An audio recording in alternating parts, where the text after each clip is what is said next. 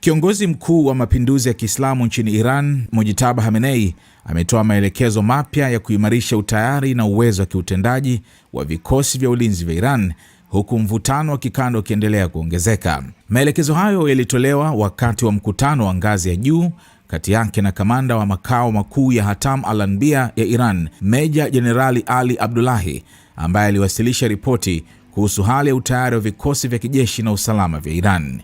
Kwa mujibu wa ripoti hiyo, vikosi mbalimbali vya Iran vikiwemo jeshi la Iran, IRGC, vikosi vya polisi, walinzi wa mipaka, wizara ya ulinzi pamoja na vikosi vya kujitolea vya Basij vipo katika kiwango cha juu cha utayari wa kivita. Meja Jenerali Abdullahi alisema vikosi vya Iran vina morali kubwa ya mapambano, uwezo wa kujihami na kushambulia, mipango madhubuti ya kimkakati pamoja na silaha na vifaa vya kisasa vya kukabiliana na vitendo vya uadui kutoka kwa maadui wa Marekani na Israel. Kamanda huyo alionya kuwa kosa lolote la kimkakati, uchokozi au shambulio dhidi ya Iran litakabiliwa na hatua za haraka, zenye nguvu na za maamuzi kutoka kwa vikosi vya Iran.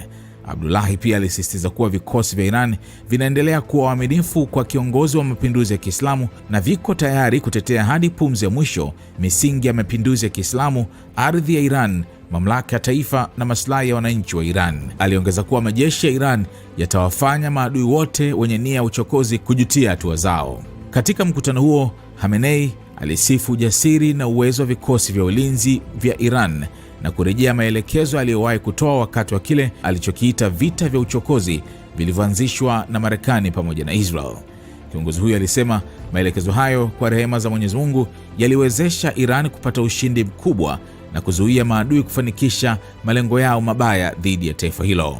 Khamenei pia alitoa maelekezo mapya yenye mtazamo wa mbele yanayolenga kuhakikisha operesheni za kijeshi zinaendelea kwa ufanisi mkubwa pamoja na kuimarisha uwezo wa Iran wa kujibu kwa nguvu na kwa ufanisi dhidi ya vitisho vya baadaye.